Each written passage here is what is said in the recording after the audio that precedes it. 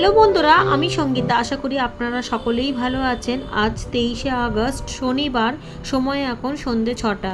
সারাটা দিন বৃষ্টি, এমনকি এই 5 দিন ধরে টানা বৃষ্টি হওয়াতে একটুও সূর্যের কোনো দেখা নেই। ছাদে আসছি, ফুল তুলছি আর টুকটাক কাজ করেই চলে যেতে হচ্ছে। খুব একটা বেশি মাটির কাজ করতেও পারছি না, অথচ সামনেই শীতের আগে কিছু প্রিপারেশনের দরকার। কিন্তু এখনও যদি এইভাবে বর্ষা হতে থাকে তাহলে কিভাবে কি কাজ করব?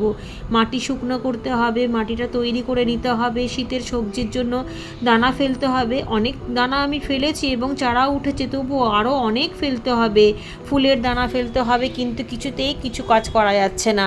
আর এরকম বৃষ্টি যদি চলতে থাকে তাহলে চারাগুলোও তো নষ্ট হয়ে যাবে। কতদিন আমি শেডের মধ্যে রাখবো? যদিও বা আমার শেড নেই, জানলার পাড়ে পাড়ে এবং সানশেডের নিচে নিচে এইভাবেই আমাকে রাখতে হয়। বর্ষাতে ফুল টুলগুলোর কী অবস্থা হয়েছে! বোগেনভেলিয়া গাছের তো আর বলার কথাই নেই, যেভাবে ফুল ফুটে রয়েছে সব ঝরে যাচ্ছে এক এক করে। তবে গোলাপ টোলাপগুলো কিন্তু খুব সুন্দরভাবে, মাধবীলতা ফুলগুলোকে তুলতে তুলতে এত মিষ্টি একটা হালকা গন্ধ আসে যে মনটা ভরে যায়। বৃষ্টির মধ্যে তো গাছটা পুরো একেবারে বৃষ্টির জোরেতে একেবারে নুইয়ে গিয়েছে। একটুখানি করবী ফুলও তুলে নেবো, তবে সেরকমভাবে কিন্তু করবী ফুল ফুটছে না যেরকম হয় মানে গরমের সময়তে। এত বর্ষাতে কিভাবে হবে? চারিদিকে ঘন অন্ধকার, কালো মেঘে ঢাকা, অথচ সামনেই পুজো। পুজো পুজো আকাশ মনেই হচ্ছে না। শরতের আকাশ কত সুন্দর হয়, পুজো পুজো গন্ধ, কিন্তু বর্ষা তো মনে হচ্ছে এবছরে আর শেষই হবে না। এই এত বর্ষার মধ্যে কাজ করা খুবই অসম্ভব হয়ে পড়েছে। গাছগুলোর একেবারে যা অবস্থা, এরকমভাবে চলতে থাকলে গাছের ক্ষতি হবে বলেই গতকালকে আমি ডিমের খোসা এবং কাঠের ছাই নিয়ে এনেছিলাম। কিছু কিছু গাছে ডিমের খোসা দিয়েছি, আবার কিছু কিছু গাছে মানে ছোটো ছোটো চারা গাছে আবার একটু কাঠের ছাইও দিয়ে দিয়েছি, যাতে শামুক ঠামুক যাতে না অসুবিধা হয়, বেড়ে না যায়। কারণ বর্ষার সময় ভীষণ পরিমাণে পোকামাকড়টা বেড়ে যায়। আবার কিছু কিছু নতুন নতুন চারাও যেগুলো দিয়েছিলাম সেগুলো তো ধরেই নিয়েছে, কিন্তু এত বর্ষা হলে কি হয়? আর এইদিকে চারাগুলো যাতে শামুকে খেয়ে না নেয় সেই জন্যই ডিমের খোসা কালকে দিয়ে গিয়েছিলাম।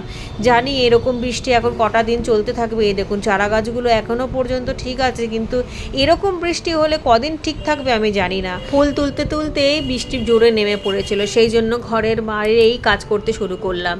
এই টবগুলোর মধ্যে শীতের গাছ করি, কিন্তু এখন যেহেতু মাটিটা রয়েছে, আর একটা টবের মধ্যে ভেজা মাটি রয়েছে, একটা টবের মধ্যে শুকনো মাটি রয়েছে, দুটো একসাথে মিশিয়ে এর মধ্যে শীতের এক রকমের বীজ ফেলবো, মূলোর বীজ ফেলবো। আর জল দেবো না, কারণ দুটো মাটি মেশালেই ময়েশ্চার চলে আসবে, আর খুব বেশি জল দিলেই কিন্তু বীজগুলো নষ্ট হয়ে যাবে। তাই দুটোকে ব্যালেন্স করে রাখলাম, এর মধ্যে বীজ ফেলে দেবো। যখন একটু বড় হবে তারপর আমি ছাদে নিয়ে যাব। আপাতত এখানেই থাকুক। ঘরের বাইরে কাজ করছি, এখানেও মাটি মাটি হবে। সকালবেলা একবার মুছে নিয়ে গিয়েছিলাম, যতই সাবধানে কাজ করা হোক না কেন একটু তো মাটি মাটি হবেই। আর মূলোর বীজটা কিন্তু আমার নিজেরও গাছেরও আছে, আবার কেনাও রয়েছে, তো ভাবলাম নিজের গাছেরটা একটু দিই, যদি না হয় তখন কেনা বীজটা দেবো। এই দেখুন কত সুন্দরভাবে মাটিটা তৈরি করাই ছিল। এর মধ্যে কিন্তু কোকোপিট, মাটি আর একটুখানি পাতা পচা সারই রয়েছে। আর ডিমের খোসার গুঁড়ো তো দেখতেই পাচ্ছেন, এর মধ্যে কিন্তু একটা ফুল গাছ হয়েও গিয়েছিল।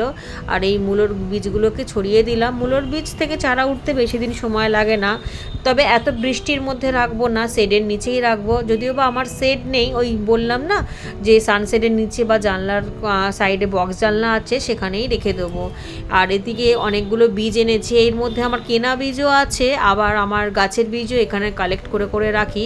যারা নতুন বাগানিরা আছেন তারা সবসময় চেষ্টা করবেন একটুখানি ভালো বীজ কেনার, কারণ কি যারা নতুন বাগানিরা প্রথমেই যদি আপনারা লোকাল বীজ নিয়ে আসেন, সেখানে কিন্তু অনেক সময় বীজ জার্মিনেশন হয় না, তখন আপনাদের মন মেজাজ খারাপ হয়ে যাবে, তখন আর বাগান করতে ইচ্ছা হবে না। কিন্তু প্রথমে যদি আপনারা একটু ভালো বা দাম দিয়ে বীজ নেন, তাহলে সেক্ষেত্রে সব কটা বীজই জার্মিনেশন হয়ে যাবে, তখন আপনারা বাগান করার এনার্জিও পেয়ে যাবেন।